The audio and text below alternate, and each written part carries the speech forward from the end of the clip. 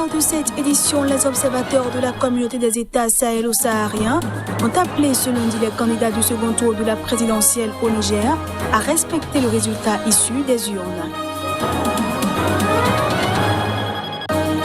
Après la mort de l'ambassadeur d'Italie, le gouvernement congolais, par la voix de son ministre des Affaires étrangères, a présenté ses condoléances et a pris l'engagement de retrouver les coupables.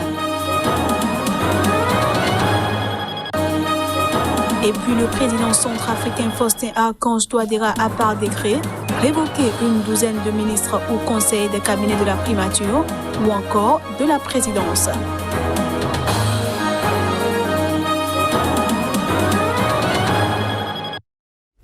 Voilà pour les titres. Bienvenue à tous. Les observateurs de la communauté des États sahélo-sahariens SENSAD ont appelé ce lundi les candidats du second tour de la présidentielle du dimanche au Niger à respecter le résultat issu des urnes. Ils ont lancé cet appel alors que plus d'un tiers des résultats ont été publiés par la commission électorale à la mi-journée. Lors d'une conférence de presse, le chef de la mission d'observation de la SENSAD au Niger a remercié son président actuel, Issoufou Mahamadou, d'avoir créé un climat de sérénité et de confiance lors du second tour de l'élection présidentielle de ce dimanche. Le scrutin s'est déroulé, selon elle, dans des conditions satisfaisantes. La mission renouvelle ses remerciements au président de la République du Niger, M. Issoufou Mahamadou, qui a rendu possible ce climat de sérénité et de confiance dans lequel s'est déroulé ce scrutin en ne briguant pas un troisième mandat. Merci au nom de la SENSAD et de l'ensemble des démocrates africains pour cette leçon magistrale que le Niger vient de donner à tout le continent africain. La mission d'observation a également exhorté tous les candidats en lice à respecter les résultats issus des urnes et à recourir aux procédures et aux voies légales pour le règlement de tout contentieux. Les résultats de 96 communes ont déjà été publiés par la CENI sur 266. Ils donnent pour l'instant le candidat d'opposition Mahaman Ousmane en avance d'une courte tête sur le favori Mohamed Bazoum avec 752 430 voix contre 690 027. Pour l'instant, ces résultats ne sont pas significatifs. 7,4 millions d'électeurs étaient appelés aux urnes dimanche. La CENI publie au compte-gouttes les chiffres sortis des urnes avant de proclamer les résultats provisoires. La Cour constitutionnelle donnera ensuite les résultats définitifs, pas attendus avant plusieurs semaines. La succession de Mahamadou Issoufou se joue entre Mohamed Bazoum et Mahaman Ousmane sur fond d'attaque terroriste. Les citoyens espèrent que cette historique transition démocratique présagera des lendemains meilleurs pour le Niger. Suivons les impressions de quelques-uns. Un civil va donner le pouvoir à un civil. Ce qu'on a entendu dans l'autre pays, nous, on n'a jamais vu ça. Mais c'est un grand plaisir pour nous. Et Inch'Allah, nous, on veut voir ça ici au Niger parce que c'est la première fois. Ce qui nous reste, on va voir les résultats dans le calme. Et vraiment, on veut voir ce que les gens allaient voter. Je pense que les élections se sont tenues dans de très bonnes conditions parce qu'il y avait la tranquillité et la sérénité dans les lieux de vote. Tout le monde a voté dans le calme et ça s'est bien passé. Et on espère aussi que le candidat qui va gagner, il va continuer aussi lui aussi dans la sérénité et la tranquillité comme les gens l'ont voté. Bon, vraiment, je souhaite le meilleur pour mon pays.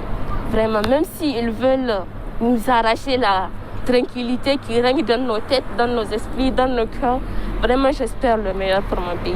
Parce que c'est le seul pays que je connais, j'ai grandi et j'espère le meilleur pour lui. Même s'ils vont toujours nous bombarder avec des bombes, nous arracher le peu que nous avons, j'espère le meilleur pour mon pays. L'ambassadeur de l'Italie en République démocratique du Congo a trouvé la mort ce lundi dans un déplacement à l'est du pays. Luca Attanasio était dans un convoi du Programme alimentaire mondial PAM qui a été victime d'une attaque armée.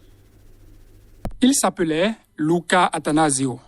Depuis le 5 septembre 2017, il était pour l'Italie, son pays, chef de mission à Kinshasa, en République démocratique du Congo.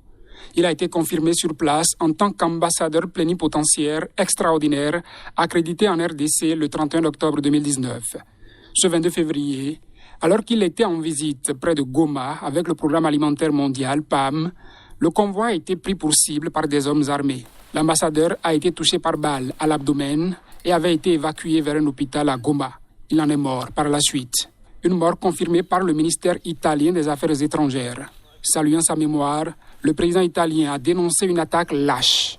L'Union européenne, elle, se dit préoccupée. Nous avons vu les informations concernant l'attaque du convoi de l'ONU, y compris un premier bilan faisant état de la mort de l'ambassadeur d'Italie. Les nouvelles sont extrêmement préoccupantes et nous suivons la situation de près avec la délégation de l'UE en RDC. Le chef de la diplomatie en a fait part au Conseil des Affaires étrangères et présente ses condoléances à l'Italie, à l'ONU et aux victimes des violences au Congo. 2 autres personnes ont également été tuées pendant l'attaque, a indiqué de son côté le major Guillaume Diké, porte-parole de l'armée dans la région du Nord Kivu, sans préciser l'identité des victimes. Les 2 autres victimes seraient le chauffeur et le garde du corps de l'ambassadeur, d'après plusieurs sources. Par la voix de son ministre des Affaires étrangères, le gouvernement congolais a présenté ses condoléances et a pris l'engagement de retrouver les coupables de l'assassinat de l'ambassadeur.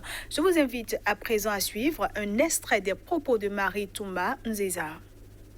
C'est vraiment avec peine et beaucoup de tristesse que nous venons d'apprendre le décès du jeune ambassadeur italien ici chez nous en République démocratique du Congo, dans un convoi du PAM, et que ce convoi est tombé dans une embuscade et que non seulement son chauffeur est décédé, mais lui-même vient de décéder. Nous sommes d'autant plus peinés que il y a à peine une semaine, il était ici dans ce bureau pour nous inviter à participer au G20 en Italie l'été prochain. Et les condoléances, non seulement en mon nom propre, mais au nom du gouvernement de mon pays, au gouvernement italien pour cette immense perte. Et je promets au gouvernement italien que le gouvernement de mon pays mettra tout en œuvre pour découvrir qui est à la base de cet ignoble meurtre. Ce journal se poursuit. Le président centrafricain Faustin Archange Touadéra a par décret révoqué une douzaine de ministres au conseil des cabinets de la primature ou encore de la présidence. Ils sont pour la plupart issus des groupes armés de la coalition des Patriotes pour le changement.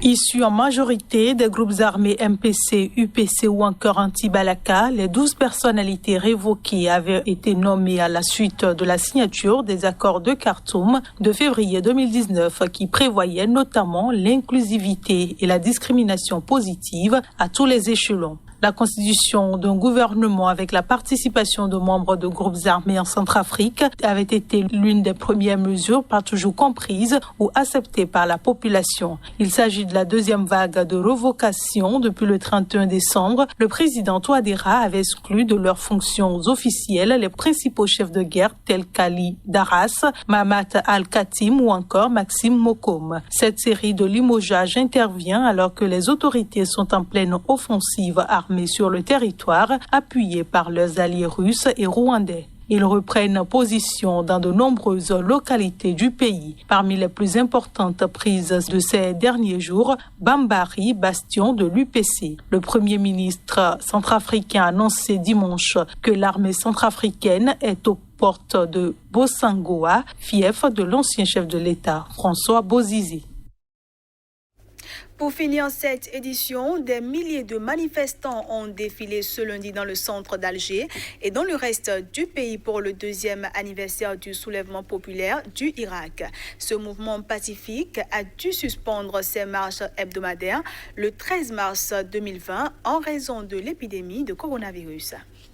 La police qui a essayé d'empêcher les protestataires d'avancer vers la Grande Poste, lieu de rassemblement emblématique du Irak, a procédé à des interpellations parfois musclées selon des témoins. Il s'agit du cortège le plus important dans la capitale depuis la suspension des marches du Irak le 13 mars 2020 à cause de la pandémie de Covid-19. Parmi les slogans, les manifestants chantaient à l'adresse du pouvoir « Ne sommes pas venus pour l'anniversaire du Irak, nous sommes venus pour que vous partiez ». Des marches se déroulaient également en province, notamment à Annaba, Oran, Béjaïa, Sétif, Bouira, Mostanaghem et Constantine selon les réseaux sociaux et des témoignages. C'est une marche digne des grands jours, a précisé de son côté un journaliste à Constantine, au nord-est de l'Algérie. À Alger, la police avait quadrillé la capitale avec un impressionnant dispositif de sécurité policier et installé des barrages filtrants sur plusieurs axes routiers menant à la capitale. Déclenché le 22 février 2019, le Irak, un mouvement de protestation populaire inédit en Algérie, avait poussé le président Abdelaziz Bouteflika au pouvoir depuis 2 décennies à la démission 2 mois plus tard. Ce mouvement pacifique a dû suspendre ses marches hebdomadaires le 13 mars 2020 en raison de l'épidémie de coronavirus. Mais il continue de réclamer le démantèlement du système en place depuis l'indépendance en 1962, synonyme à ses yeux d'autoritarisme et de corruption.